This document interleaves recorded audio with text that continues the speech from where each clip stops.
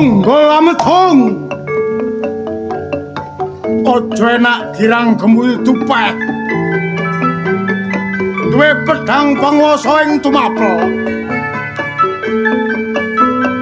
ora ngerteni kawula cilik kabeh padha ngresula padha sara uripe najan aku ora duwe setan padang kraotan setan bula kraotan genaro ora legolan lho yen tunggul amutung tumindak sak wayah-wayah marang kawulan aku kudu bisa nglakoni jurat muga saperangan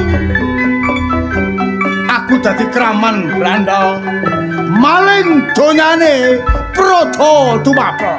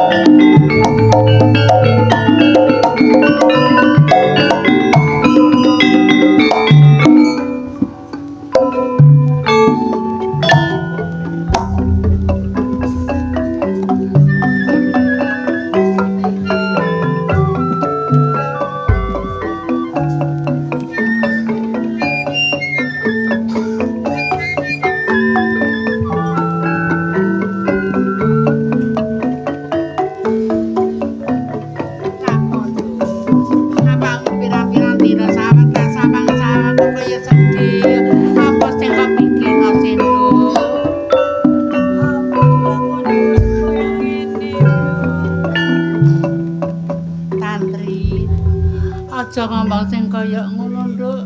Awakmu yen ngomong sing kaya ngono, rasane mbok didodok halu lanang, Nduk. Awakmu kaya ngono. Saumpamane bapakku isin ora kaya gini. Aku rumangsa kedosan karo awakmu.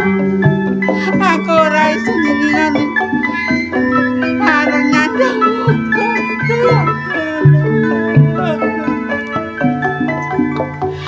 kebangetan sempat bapakmu kaya ninggal awakmu karo aku urip apa lho sing dilakoni awake dhewe kaya ngene iki sedina mangan telung dina gak mangan sampamane aku jange budal nyambut gawe nang kutho aku ya wis tuwa awakmu jange budal nyambut gawe nang kutho awakmu gak sekolah terbangun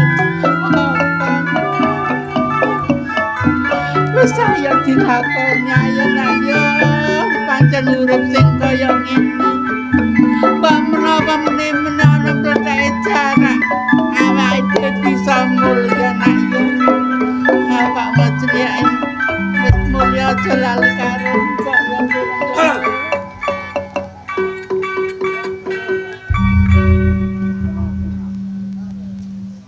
wonten menapa ndara sampean Nyai nggih wis pirang sasi ora bayar upeti wonten 3 sasi ndara tekanku mrene iki nagih upeti ayo endi ya Allah ndara pinten-pinten kluputan kula disepunten kalih sampean kok nyacak kula bayar pateke bumi kula nedha mawon boten saged ndara Nyai aku ora usan sedina mangan paribasane 3 dina poso aku gak bakune iki dina aku nagih upeti. Ada kayu. Jenengan yen sampun ngertos piyambak, yen bojo kula matur boten wonten Ndara. Apa sing kudu membayar Ndara?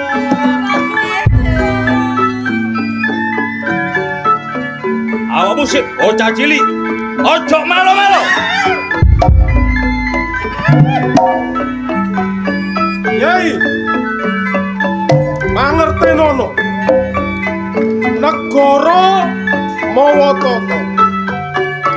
Negara ana tata carane. Wajibe lek kawula ya kudu bayar upeti ning negara. Lek kowe gak gelem apa?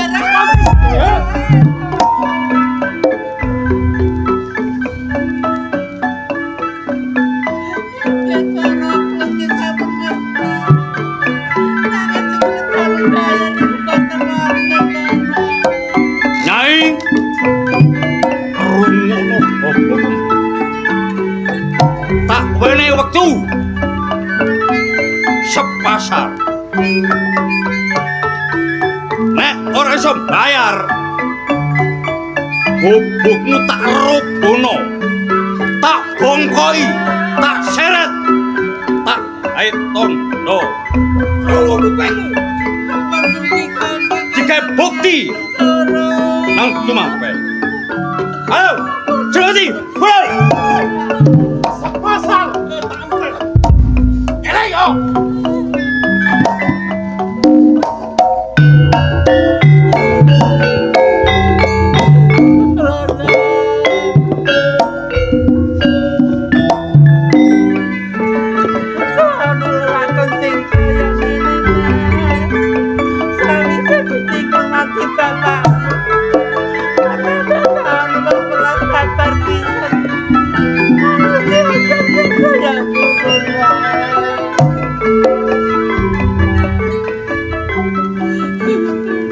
Simbo,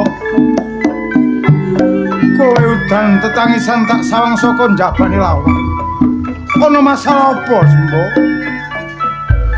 Mangko-mangko dhisik kesana nyuwun ngapunten saderengipun. Pancen kula niki wau ditake pajak. Kula nggih boten gadah, kula nggih boten gadah bojo. Sing kula damel bayar pajak napa boten wonten napa-napa kesana. Bayar pajak nandi, Mbok? Wonten ngriko. Nok tumapel. Inggih wonten tumapel ngriko, Ndar. Kesana. Perkakas kula niku boten karo-karuan. Kula diajar kados raja kaya pisana. Semaya sampean pirang dina, Simbo? Niki wau kula diseparingi waktu wonten calon namung kalih minggu kisana. Aja kuwatir, aja wasmon. Aku sing sabiyantu kelawan Simbo. Kowe tak wani dhuwit kanggo mbayar pajeke upeti. Ngaten to kisana. Saderenge Aku matur sembah nuwun. kena diarani setan bulak alas padang kraotan.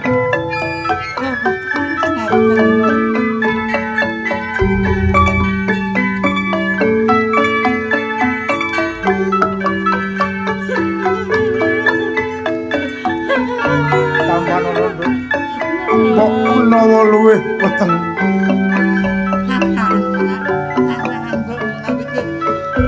Ana gombal elek, Mbok.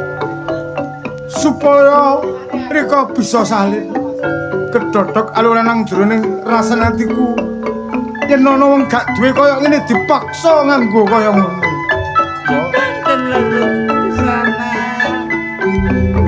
Yen takon sapa sing bisa bantu beres Mbok ngomong terus terang. Setan alas bulak kraotan.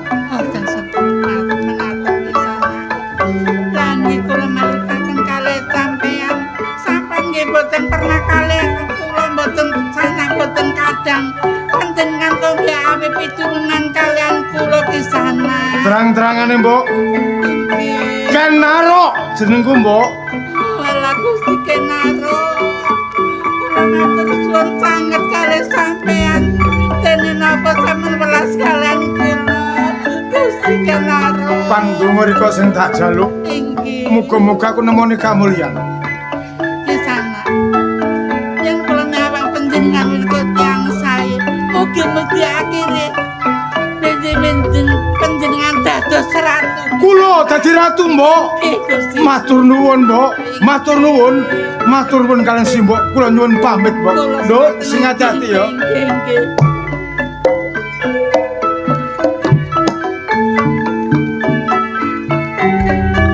Tantri. Wis ana pangunan-unan nak. Sapa gelem nglakoni poso bakal nemoni riyaya. Sapa sing gelem nglakoni tekad bakal nemoni derajat nak. Muga-muga wae awake dhewe meneh akan diwasa bisa kalaksana ya ya.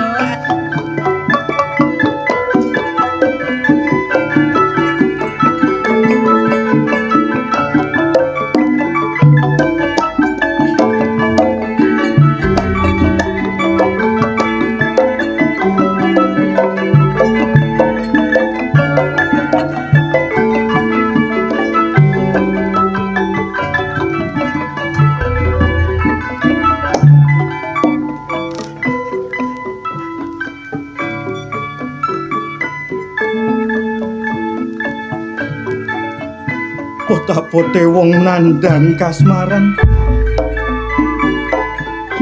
Saben dina aku tansah kelingan marang sliramu. Ning apa ya bener? Aku nduweni rasa tresna marang adikku dhewe ya Kentetes. Tetep piateku menungso lumrah. Ning aku aja nganti duweni utek-uteke kewan. Duh Maesa Agni, dadak kowe duwe tumindak sing kaya ngene nyenengi adimu dhewe. Aku salah. Ning aku ora bisa nglalekake Kentetes saka pikiranku. Aku tresno banget marang kowe Kentetes. Ning apa bisa?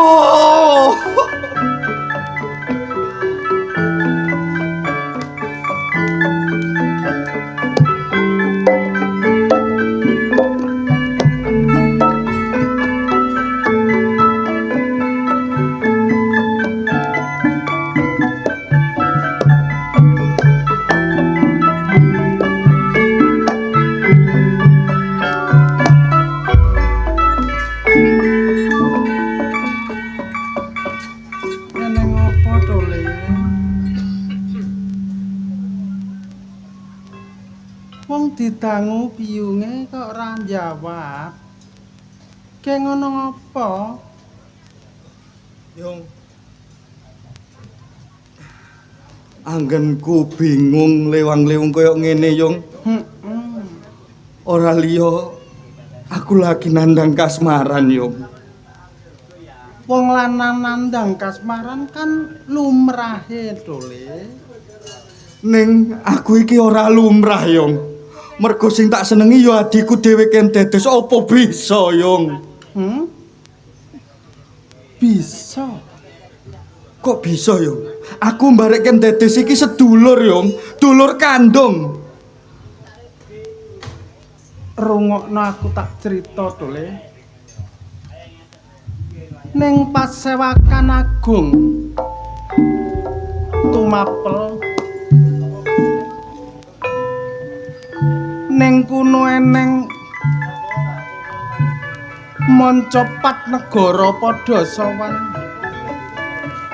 Brahmana wong tuamu kang jaga regol ing pasowanan kuno eneng ratu saka Kediri nubruk ramamu Brahmana nganti tumekaning pati ponang jabang bayi ndak gendong ndak titipake nang pendhita awujud awakmu ponang jabang bayi ateges kowe anakku Dole Tupio.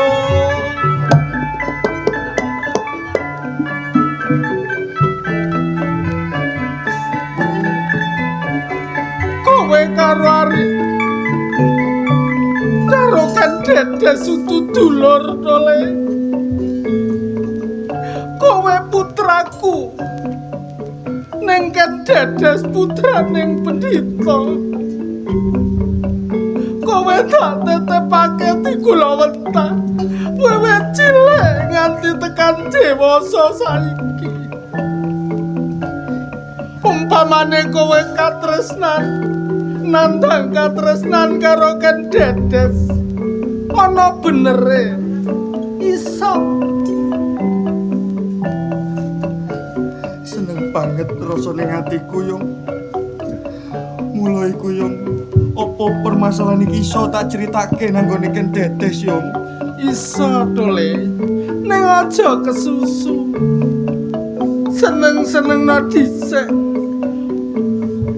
anggonmu cerita marang Ken Dedes Dole alon-alon ning kudu kelakon Yung, Jonger ngono dina iki aku pamit Yung, arep nemoni Ken Dedes Yung.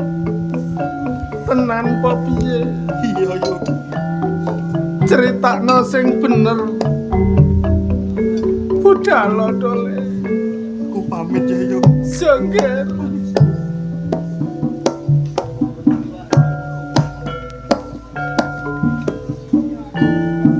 ning aku ora tega karo kowe nak bebasan ndak colake ndasmu ning tak gocoli buntutmu jajal tak tungko kowe saka kadohan ger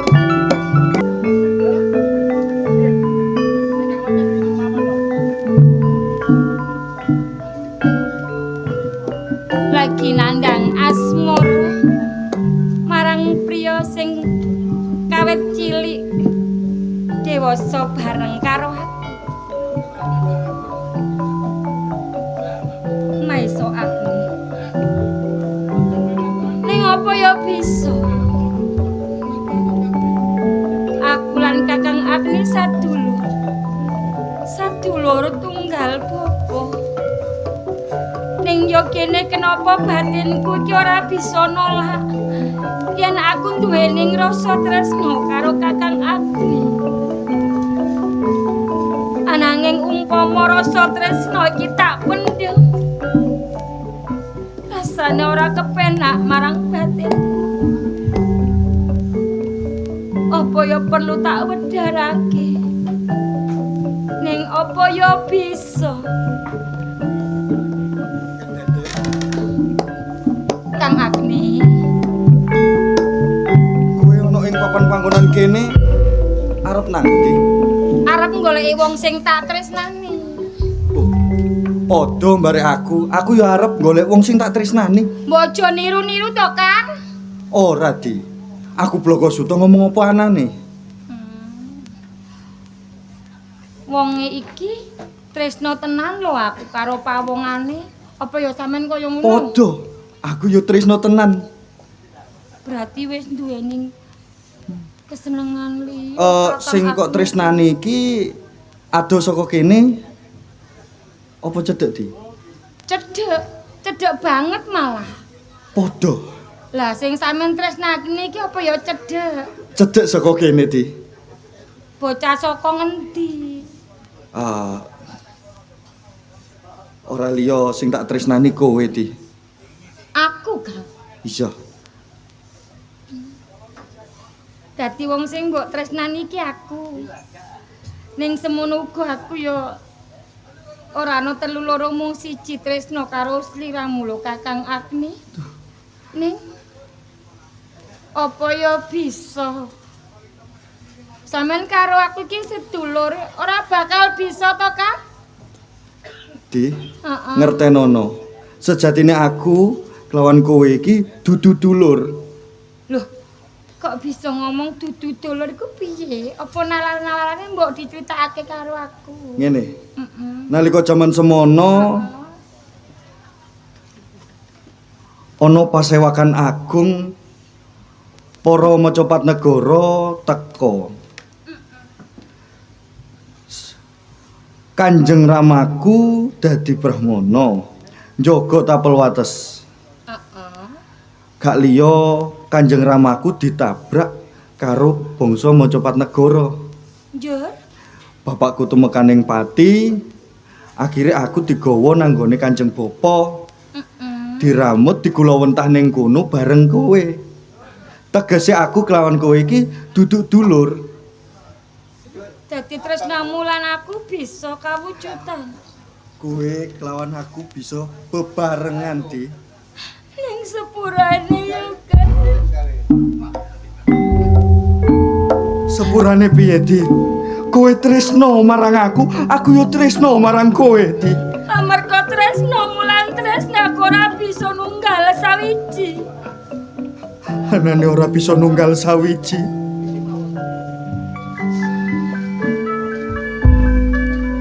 Bapak Purwa wis jodohake aku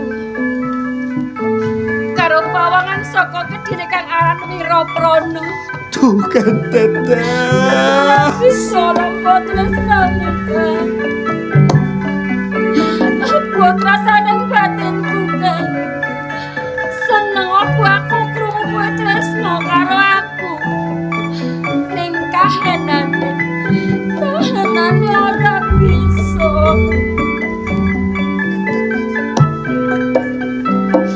Tresno kelawan kowe, teteh. Tresno karo kowe kang aku.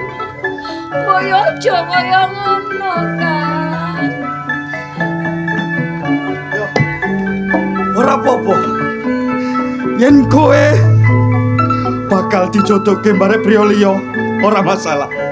Donya ora sagodhong kelor, aku iso golek wanita sing luwih ayu tinimbang kowe. Aku ngerti ning aja kaya ngono kang aku. Tetes, Kang, kowe cah ayu. Kang, Ning kowe ora bisa dadi bojoku, Ken Tetes. ning aku bisa dadi adimu kok, Kang. Kang, Ora Ken Tetes. Kang ndi kok kowe kaya ngono to? Kebek pikirku merjuangke sliramu ben bisa bebarengan kawan kowe ning kowe wis arep dijodohke. Batinku ora nrimo, Tetes. Kang aku ning bojo kaya ngono ya. Mesake marang aku. Kang kowe kale wong kaya ngono to, Kang. Kang aku. Ken Tetes, Piye? yen aku urip ana ing tlatah kene nguasi kowe bebarengan karo priya liya, aku ora kuat. Aku bakal minggat saka papan panggonan kene. Ning aku tetep kalungku tulung gawe. Ono kangene kowe marang aku sawangen kalung. Ninggalake Ponowijen arep nang ndi? Kakak. Ngono, mesake aku. Ken Tetes, kowe cah Mesake ayu. aku to, Kang. Neng aku ora bisa dadi tuemu. Kowe ora bisa dadi bojoku, Ken Tetes. Aku pamit, Ken Tetes. Kang. Kamu ojo ninggalake aku.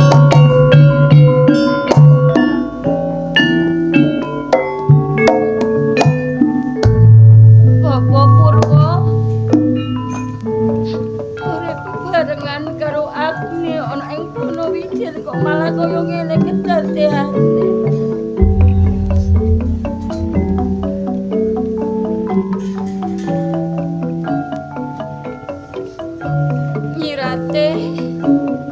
napa?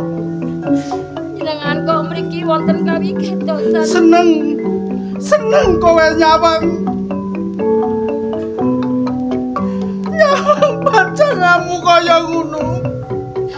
Umpami kula sumerep yen Kakang Agni menika nggadahi tresna kalian kula.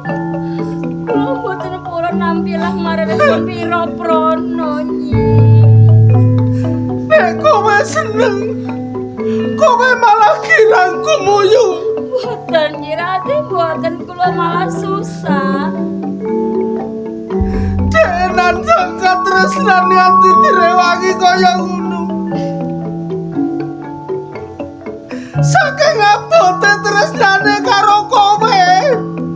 Saking abote tresnane karo kowe. Kula nggih tresna ning pripun malih kersane bapa. Jodohaken kula kalih Wiraprana. Kowe dijodohake karo Wiraprana. Nganti putraku kelangan. Mboten salah kula to nyi. Seneng-seneng no kowe. Seneng-seneng no kowe. Nyi.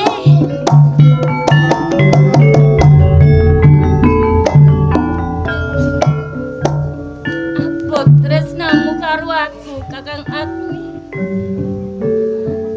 Bapa Purwa sing gedhe pangapuramu nganti Agni ninggalake Panawijen.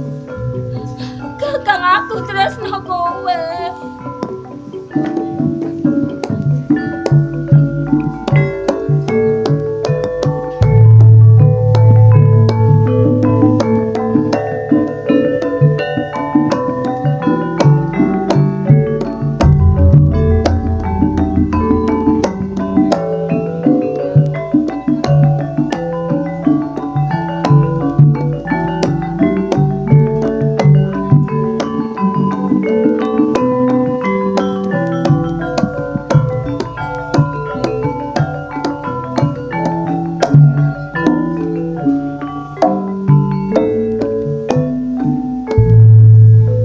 Saya suwe pamikiraku ora penak.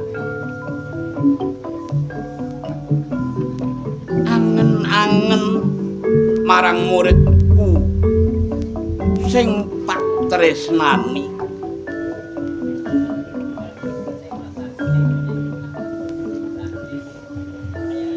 Budal ora pamit marang guru.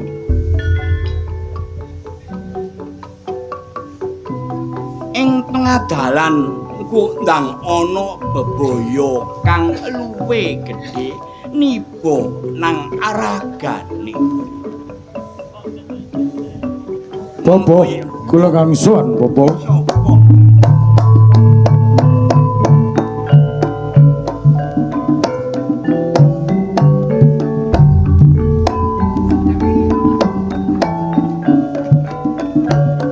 Entas wae tak rasani urung nganti tutup kowe wis sowan pasrep anggening pedhepokaning bapa. Ini ngopo nggih? Kula badhe nyuwun palilah. Kula badhe minggah wonten Pandhapa Agung Tumapel. Mila Bapa, kula nyuwun senjata pitulungan. Kula nyuwun bandel dhateng Bapa Dayang Logawe.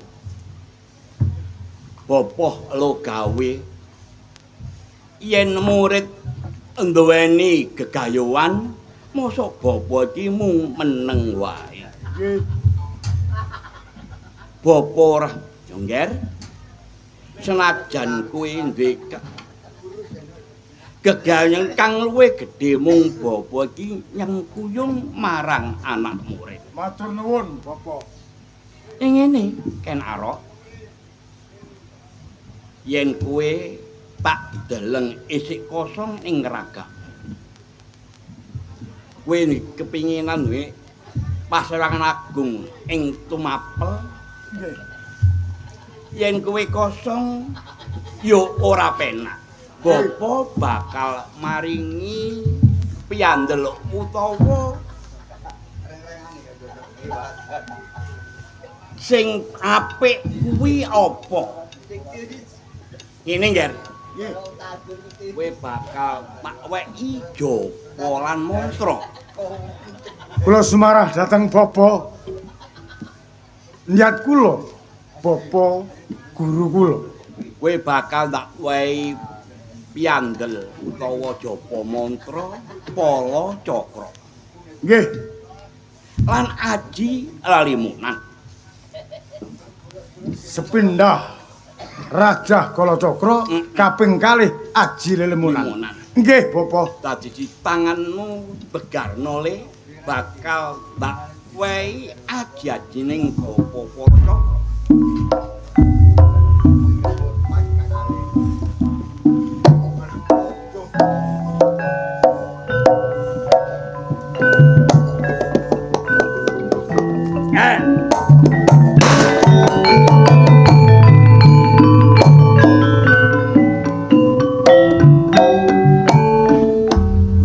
Bapa banget panerima kula dening Bapa paring rajah dhateng asta kula. Mugi-mugi andutaken bekal kula bagi bengkas karya wonten tumapa. Nggih. Mung bapa iki menehi pangestu yen kowe durung ngerti aji lalimunan apa maksude. Nggih, Bapa. Aji lalimunan kuwi menang dulu ora menang didulu. Umpamane awakmu duwe mungsuh takno aji lalimunan, mungsuhmu ora bakal weruh barek awakmu ning kowe weruh lawan mungsuhmu. Matur nuwun, Bapa. Matur nuwun. Wis yen karepmu piye?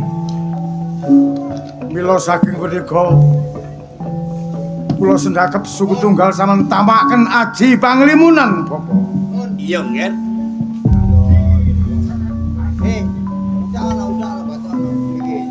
Tak jalukno, tak suwono Gusti Karya Jagat. Muga-muga ing aragamu slamet ora ana alangan apa-apa ya, Nger ya.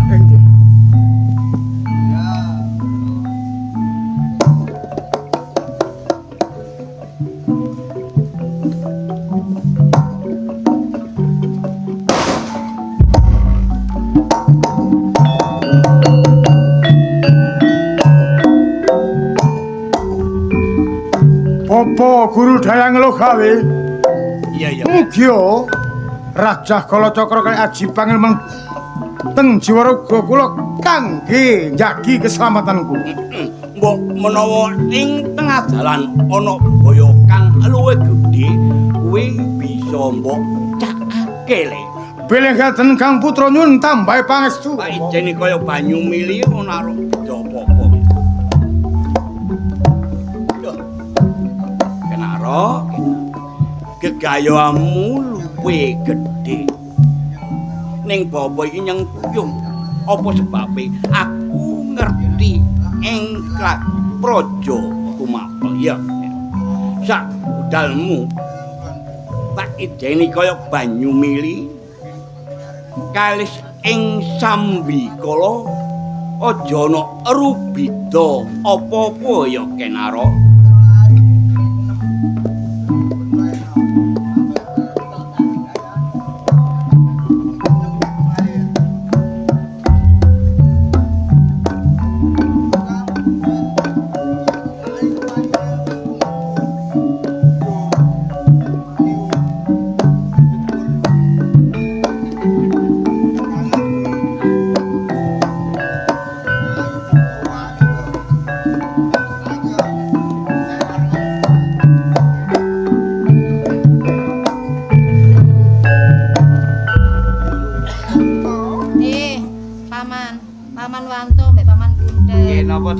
Sampeyan kok guyon ae sih. Mboten guyon ya napa ngetutaken jenengan badhe umbah-umbah lah kula ngawal nggene wingking nggih sia-sia sih. Nggih, masalah. Bisa seliut-seliut ngoten nggih. Masalah. Ya sam. Nah, kok bisik-bisik Sedan Ayu? Ya gak ngono. Kula nggih kepengin semerap. Paman karo-karo niki ya nek njaga aku wis ngati-ati, aja sampe ana wong priya liya sing nyanding nang aku. Mpun kuwatir. Sendang Marip mriki sing manggene wonten Palawijen. Kula Dalawanto njagi jenengan mboten kirang-kirang. Mpun katik wonten jalma manungsa utawi tiyang jaler. Semut badhe mlebet mawon tempeling. Ya wis aku percaya karo sampean, tapi iki kok ana Napa? tamu. Oh, mboten ngoten tampune gopo paling. Kaya ikate karnaval iki. Apik-apik braine. Apa kuwi karnaval? Jalan-jalan. Mlaku-mlaku. Mlaku-mlaku kaya mambengi kene cek son. Son horek. Mambengi Sampai goyang kabeh. goyang kabeh. Duh! Saking horeke warung-warung rubuh kabeh niku. Wong sembayang melayu dhewe saking horek. Sebabe Pengen roh horek iku mang bergetar. Iki lak ngeten ah. di sana Nggih, sapa jeneng? jeneng kula ta? Wanto. Anto. Sijine. Kula Punten. Niki ya. Sing wedok. Oh, dadi awakmu bojone. Oh, lola napa mboten? Lah ya awakmu sing lanang iku sing wedok, iku bojone. Lho, lah napa mboten? Ngawur mawon ngono. Sakarepku sih wong gorong kok. Apamu iki? Niki ta. Kepo Duh, pesiki si wedok. wedok maneng. Awakmu iki pernah apa? Hah? Pernah apa mek iki? Kepengin ro. Kepengin ro. Ora. Gak kepengin ro. Gak. Ya wis lapo takok. Minggir. Sakarepku sih. Oh, tak jejeg pisan kok.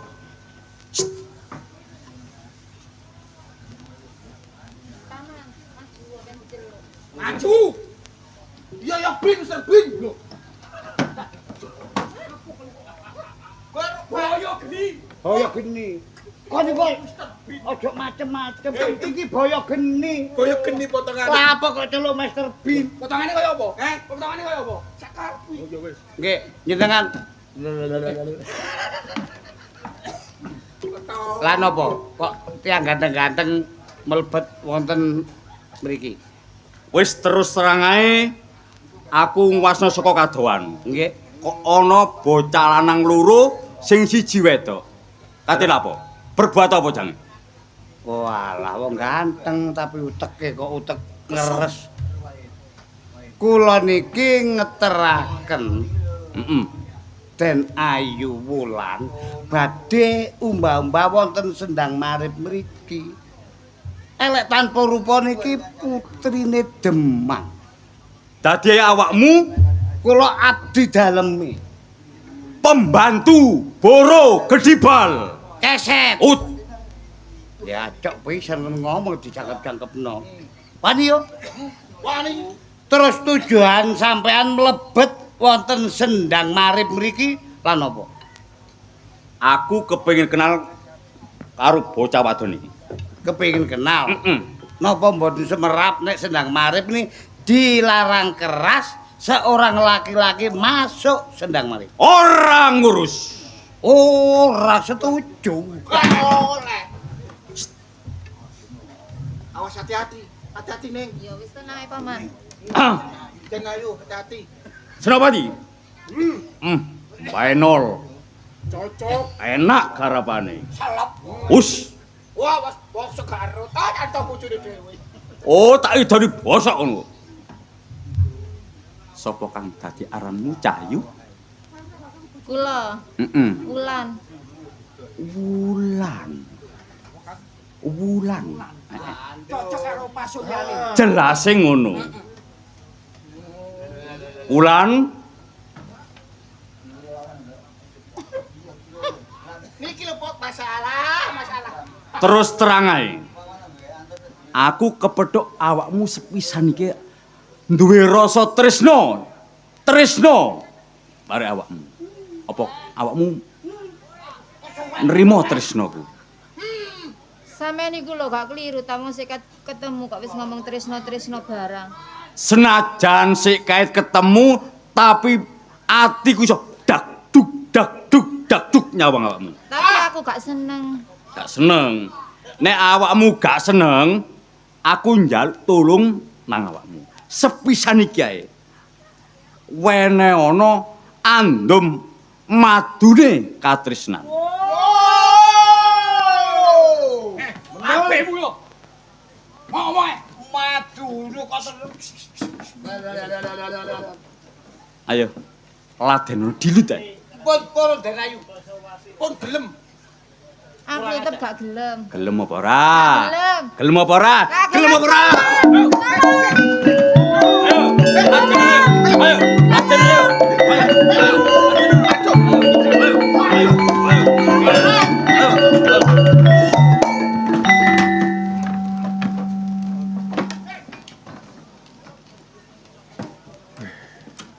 Tak delok sandang panganggone iki wong kraton. Sopo? Sopo? Sopo kuwi?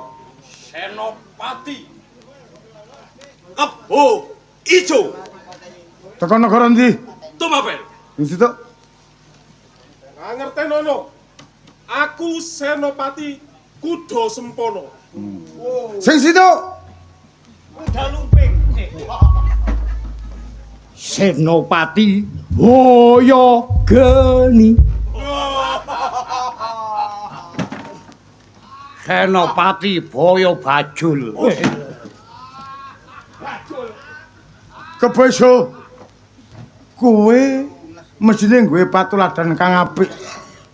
Wong kowe iki kalebu warangka dalem ing Tumapel. Kok malah ngruda parepeksa wong desa? Hah? Mengko dhisik. Sapa kan arep? Setan bulak krautan, Ken Narok. Pernapa arep bocah wadon? Wong liya braya. Tak jaluk bocah wadon iki tak rudha paripeksa. Tak ulungake yen kowe bisa nyempalno baune Ken Narok.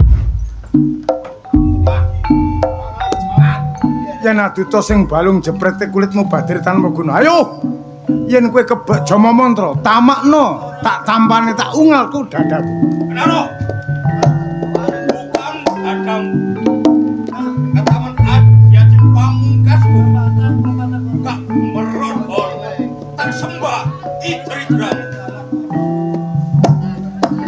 Ya.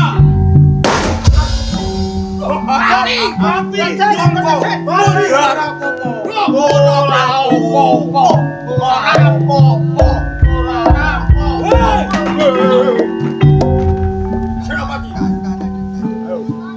Kuda Sempono. Kuda jaran Sempono Sentaurang. Jaran oleng. Awakmu kate apa? Wani ambek aku. Sopo sing ngomong wani? Terus Wis mesisan. Mumpung ana sing dekengi mburi. apa iki? Pegel. Oh. Sana. Hai. Luwe becik manuto awakmu tak rangket tak gawa neng kraton. Yen aku Bakal gelem. tak paku jarak. Enak gue. Apa bamu tak laden? Nek ngono bukaan dadamu bakal mlundung silahmu. Tak tamai aji sekot nih. Ya! Mati!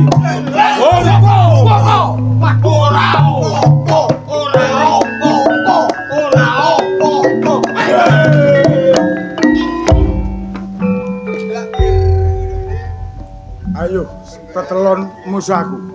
Bebarangan tak tampani. Ayo. Ayo.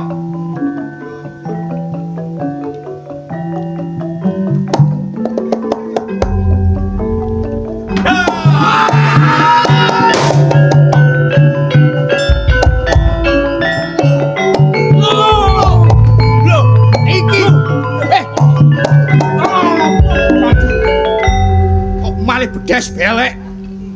Kon bedes ngujang. Oh tak jejeg apa kon kok. Aja nyengit-nyengit. Nyengit pawane ngene kok. Hus, Magir. Senopati. Yo. Ayo diaturno. Nang Gusti. Nek perkara iki aja sampe ketanggal. Ayo! Ayo Cok Sun.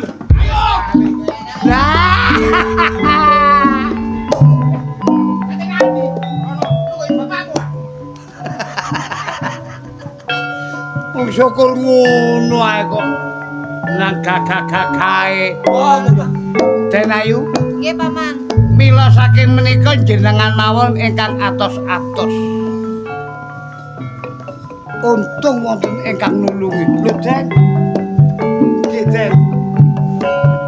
Aja kaget ya. Nggih. Kowe ora bisa nyawang, aku iso nyawang kowe. Lah jenengan niku sinten kula nggih mboten pirsa. Setan. Oh, Saiton. Setan. Eh? Setan kok Saiton. Iku jawane nganggo kitab Saiton. Setan bola alas kerautan. Oh, nggih. Gan arok.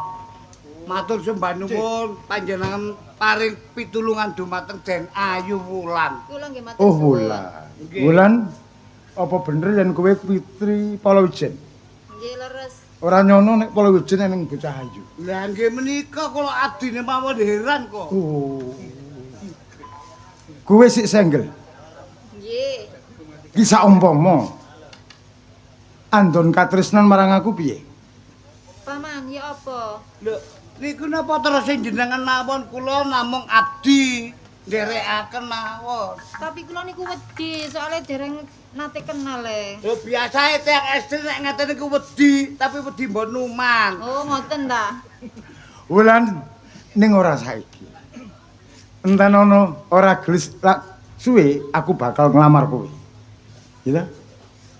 Nggih, Kaya ngono. nggih. Tak tinggal aku nyuwun pamit muga-muga aku bisa dadi wong mulya ya.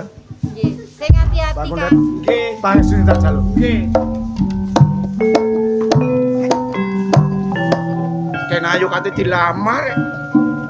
Den, Iya, Paman. jenengan rantos mawon utawi kali kula wonten dalem. Nggih. Sinten sumerap wonten kasunyatane wicantene Den Kalawang. Ya wis saya dinteni nang jeneng. Monggo kula dherekaken kundur. Wonten to.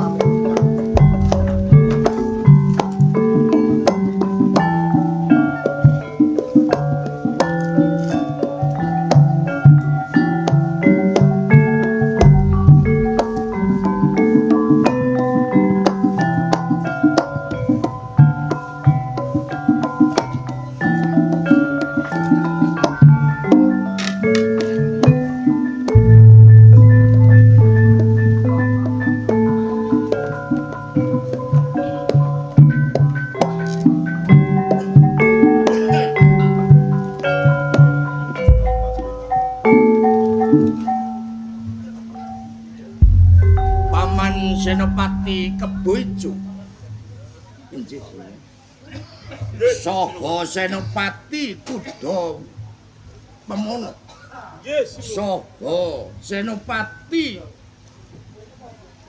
Kebogeni. Dos pundi panjenengan kawula utus ngrangket kang damel ontran wonten ing Tumapel, Paman. Dereng matur Nggih, Paman, kepareng matur. sembah sungkem kagem sinuwun. Tunggul amening. Tinampi Paman Senopati Keboijo. Kepareng matur Paman, dos pundi kawigatosan panjenengan nrami perintah saking kawula. Kula mboten sagah sinuwun. Dados panjenengan boten saged ngrangket pawongan kang damel ontran-ontran tumapel. Leres sinuwun. Ngapunten sinuwun. Nggih, Paman. Kula kalian Kakang Senopati pun boten kurang-kurang anggenipun ngupaya saged ngrangket ning menika Candala lunyu. Niku leres Gusti sinuwun. Panjenengan menika sedayane minangka senopatine Tumampel. Nggih, lurahe tamtama wonten ing Tumapel. Kok dadak panjenengan sekabehing matur yen boten saged ngentasing kerja ananing sing damel dedha wonten ing Tumapel. Umpami panjenengan sedaya boten saged ngentasi karya, dos pundi nasibe para kawula ing Tumapel, Paman?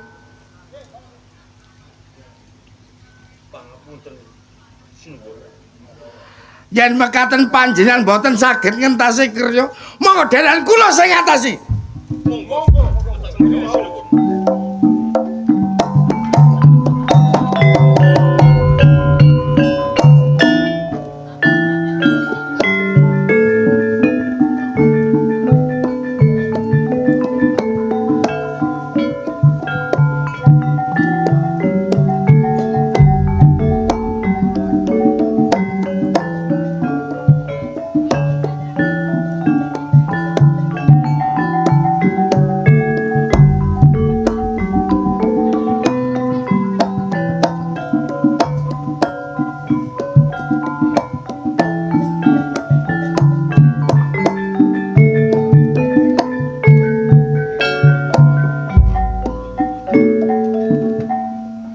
Dimas kan Dedes. Piye Kakang Wiraprana? Ya kene kepriye anggonmu sesinambungan urip marang aku apa ya bungah Dimas? Mestine seneng banget to. Kang Mas. Iya. Ing umpama besok aku keboyong ana ing Kediri, aku arep mbocak nang ndi? Aja kuwatir Dimas. Heeh. Yen kowe kelakon wis dadi bojo marang aku. Kowe tak jak nang nggone Kediri kowe Mateka Warna. Kaya ngono. Kaya ana macem-macem. Ning kono ana nggone ana Gunung Kelut. Heeh. Kowe tak jak muter-muter bareng karo aku apa ya seneng? Ya mestine seneng lho, Kang. Bunga. Heeh. Kang, kaya ana suarane. Nang opo iki, Dimas? Jaran kaya kae. Lah kae sapa?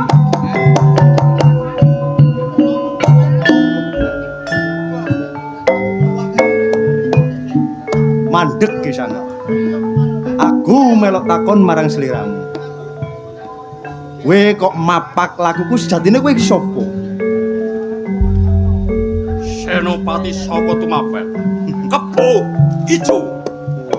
Kowe kangaran Kebo Ijo. Sejo lan karepmu iki nyapa?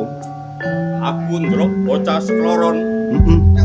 Kaya-kaya apa garwamu? Ya bener, Ken Dedes iki garwaku. Balik, sapa kan arep? Aku Wiraprana. Wiraprana. Ya, Tak dung saronapi. Weneno bojomu Ken Dedes marang Kebojo. kladuk omonganmu. Kowe apa gak melek Ken Dedes iku garwaku? Bakune oleh ora tetep tak jaluk Ken Dedes saka tanganmu. Kowe iso ngepek Ken Dedes yen bisa nyempal Oh, baune. bangsat.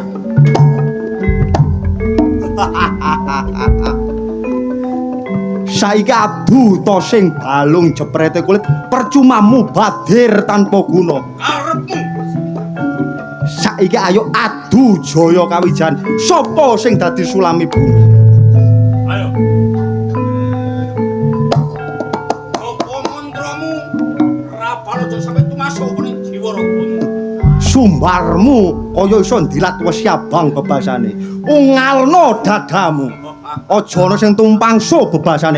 Lehno pandulumu. Ketamaan ajajine Wiraprana gak jebablan depani bantol tak sembah dramaamu kok. Ayo. Sorote Dewantara.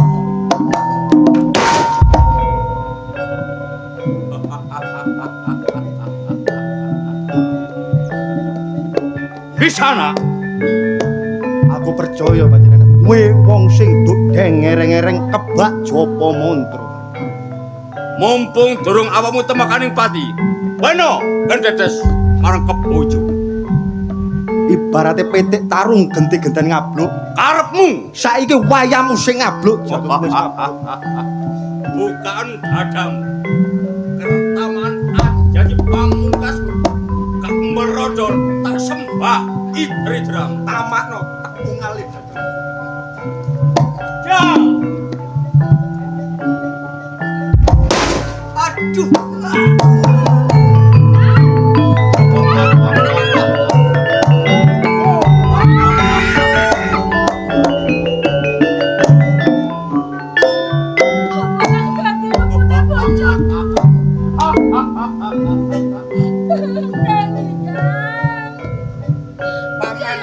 Senopati Kebojo. Panjenengan kula perintah dos pundi? Panjenengan kula perintah ngerangket kang damel dedan nggih menika setan gula kraotan nggih kenaro. Nyatane wonten dalan panjenengan merjayani pawongan tanpa dosa tanpa salah paman. Sinuwun. Nggih, paman Senopati pangapunten.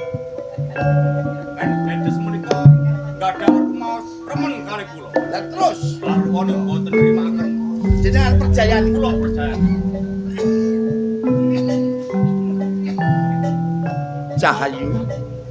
Sinten menika asmane Kanjeng Endes. Jenengan kan mboten gadah garwa. Nggih, Menika saged panjenengan damel kula pondhot garwa. monggo sinuwun. Redene garwane sampun tepakaning pralaya mboten sanes kan dados bakal dados duwek kula. Cahayu.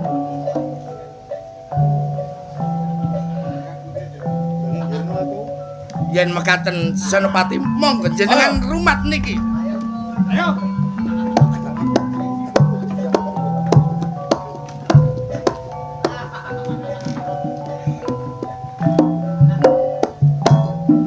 Nyuwun sewu Kanjeng.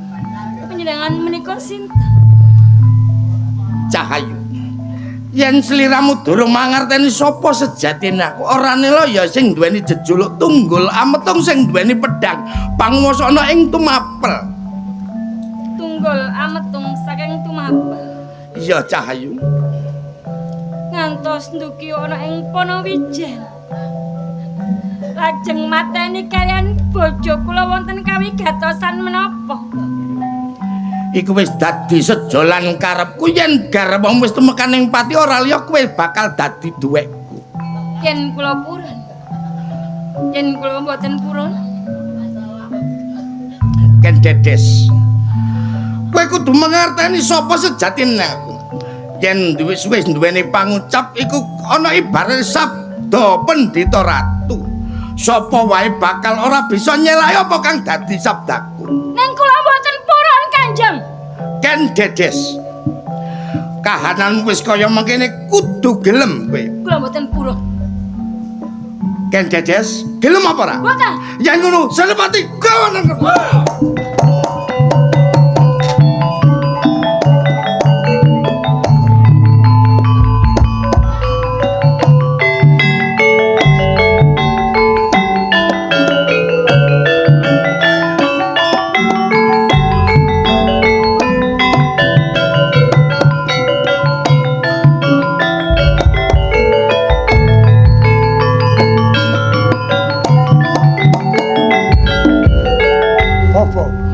Panjenengan dados pundi? Kula niku dados buron larane Tumapel. Kok panjenengan badhe ngrangket kula badhe disowanaken wonten Pendhapa Agung Tumapel ateges ngloropaken dhateng kula, Bapak? Sik. Mengko dhisik. Nggih, nggih. Aja grusa-grusu. Nggih, nggih, nggih. Omonganmu iki aja grusa-grusu dipikir dhisik. Bapak ora ngloropake awakmu. Lantas dados pundi? Kowe bakal nemoni anu kamukten wis. Napa kenging dipercados nek kula bakal nemoni kamukten. Nanging Kok nek bapa mblenjanji malah kenek dikethok guluning bapa. biblek kulit kenaro gantine gulune Bapak Guru. Nggih kula pasrah bongkokan. Kaya ngono. Nggih. Ayo tak dek. Monggo, monggo, monggo.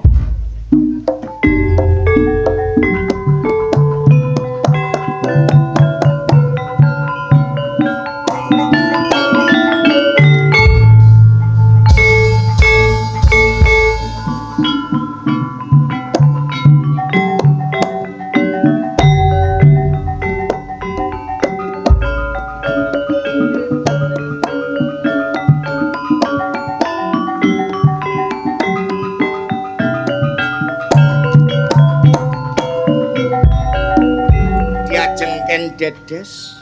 Nggih, Kang Mas. Sliramu saiki wis dadi garwa prameswarine dene Tunggul Ametun. Kepiye Diajeng sangka rumangsamu? Senaosa kepeksan ing kula pun tresno kalian panjenengan. Sanika sampun lho kok dadak Danyang loh gawe sampun rawuh wonten ing kraton. Kula sampun katut damel nyepenganane maling menika. Inggih kang aran setan bulak krautan menika nggih Kenarok. Inggih, Nggih. sampun kula cepet. Nggih. Kula pasrahaken panjenengan dos pundi lar menika. Nggih, maju kene. Maju. Tidak kene. Cek didangu Mang Gusti. Apa bener kowe kang duweni aran setan bulak krautan ya Kenarok? Nggih, sinuwun. Pawongan sing gawe derdak ana ing Tumapel.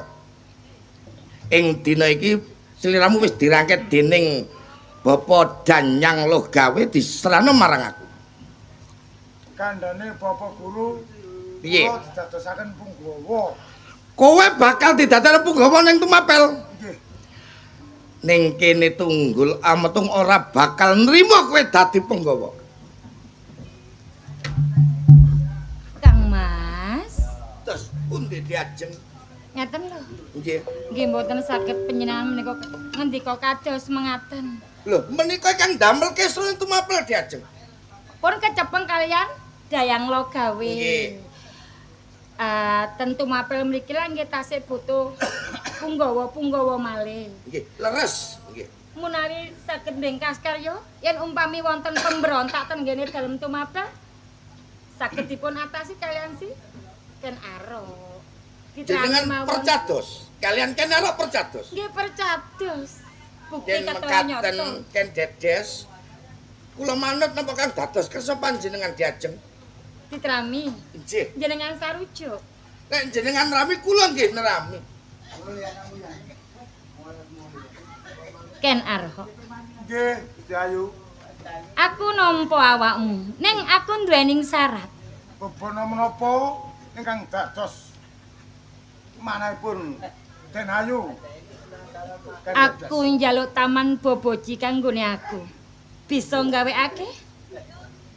Nggih, kula sagah. Kaya ngono. Kula saged. Buktekno saiki tak tunggu taman bobojine. Nggih. Monggo Kang Mas bergerak. Sampeyan isih.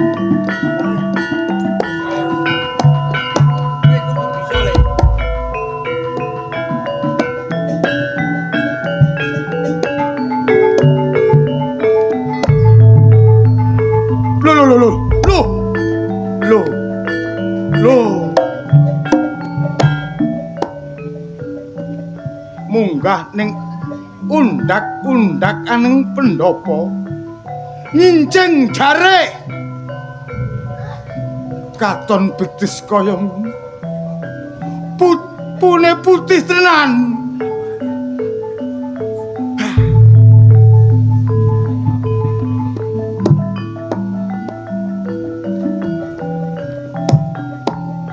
Nyuwun pangapunten saderengipun. Piye Ken Arok ana ngopo? Kula blagaken njenengan nyencing jarik minggah wonten palundakan dampar Masondanu. Mripat kula katon betis pupu kang kuning. Nyapun tejak derengipun. Ora dadi boyo pangopo. Ken Arok. Inggih. Ngertenono. Aku nyuwun taman boboji sing kudu mbok buktekake. Nggih. Kuwi sejatine ora ono. Minangka tutup kanggo apa kang dadi penjalukku marang sliramu. Inggih. Kowe apa bisa nuruti karepku? Napa kemawon ingkang dados gegayuhan putri Gendadas kula tansah nyebadan. Bakal tak critani. Inggih. Dipek bojo marang Tunggul Ametung. Kaboyong saka Panawijan nganti Tumapel. Inggih. Bapakku dipateni. Bibirate dipateni. Loro rasane atiku Ken Arok. Ning aku ora bisa bales patine wong tuaku. Ning kene aku njaluk gawemu. Yen kowe bisa mateni Tunggul Ametung, keduduk kedudukan Tunggul Ametung bakal mbok nggoni. Kenging dipun persados. Ora bakal lamis ing samudana. Pangestune Den Ayu. Iya, sing ati-ati.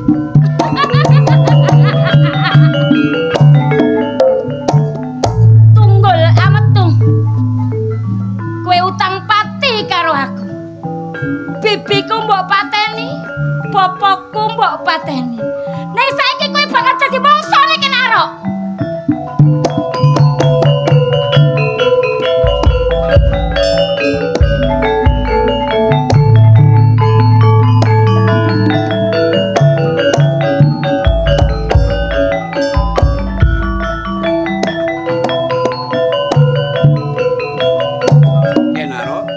Apa kula badhe matur.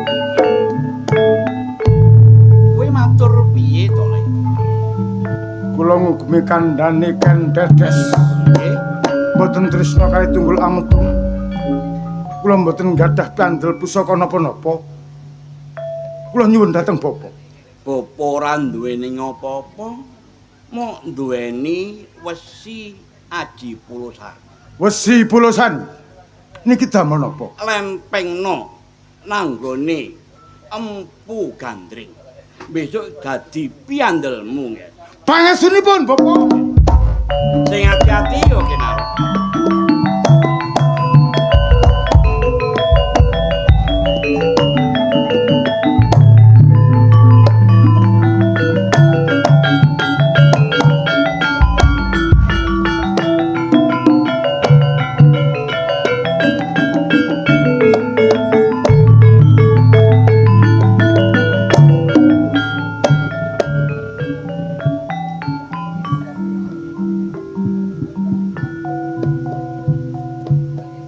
Abik Kris.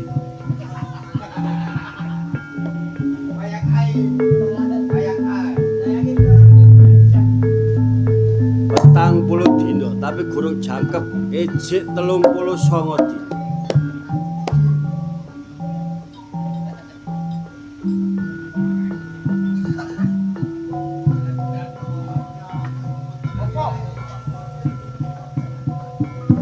Kenaro.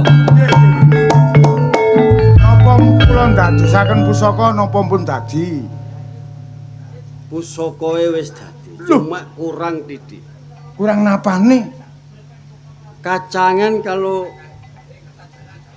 rongkoe gurung ana, Jia. Kacangane kalih rangkane, nanging pun sae. Niki napa namine? Niki namanya Mergopati. Oh, Margopati. Nggih. Tapi gurung oleh kok gawa dhisik. Nanging kula ketinggalan kok sae kepengin ningali kula. Nggih.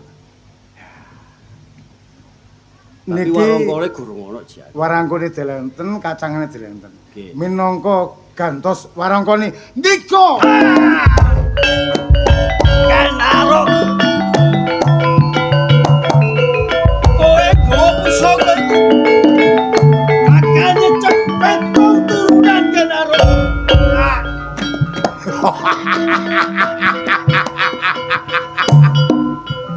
Margopati. Dalane agahe patine Tunggul Ametung. Sabda Pandhita Empu Gandring yen aku ngagem pusaka iki iso nyecep getih petung turunanku. Ora dadi boyong apa. Oh, Tunggul Ametung mati kowe.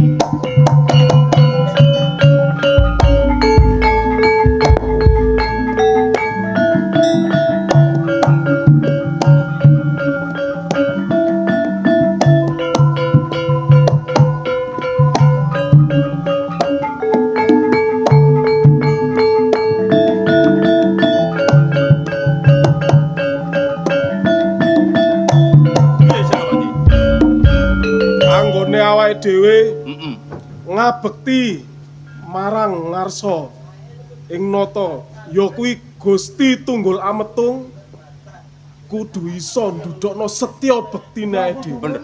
Loh, Kudu bisa. loh Kenaro. Oh, nyang apa? Wah. Beh, kerise jan apik tenan. Api apane ora nek apa-apane. Umpamane Kenaro ya.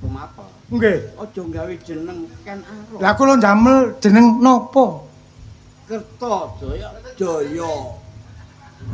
Jaya. Sapa mangle? Kerta Jasa Jaya Wardana. Wardana. Lah. Ngoten nak boleh koyok gunting ya, Men. Nggih, pangapunten. Nggih, Pak. Gayeng lo kesampun Pak sepuh. Bapak wis tuwa. Dadi akeh Lho, keliru. sapa iki lu mlebu iki?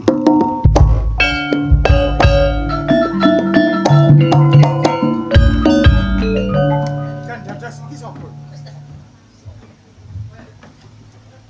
Kakang Agni, Koyoke pawongan koyo ora. Kakang Maeso Agni, eling karo aku, Kakang.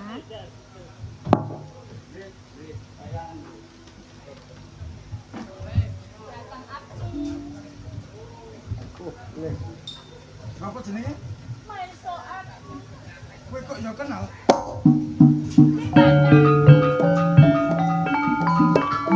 Mulyo setengah hati.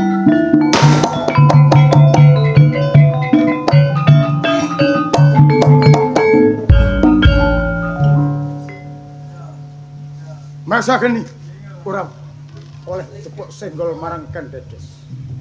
Ngerten? Gadas sesakit dadi karo aku. Aku ratu Kertajasa Jaya Wardana ing Tumapel. Rehne iki ngomongi biyen dadi pacangamu. Kowe bakal tak tembeli kamu den nanging kudu sumpah. Ora kena jejagongan ndemek marang garwaku. Piye? Ki bapa melok nyekseni ya kene ya. Ya apa? Kula sagah. Sagah. Mula kowe tak wenehi kamukten patih ning Tumapel. Kertajasa Wardana minangka ratune. Lah kaya ngono dia. Nanging seksena kabeh. Iya iya. Tumapel tak simpen kang apik, tak ganti Singosari.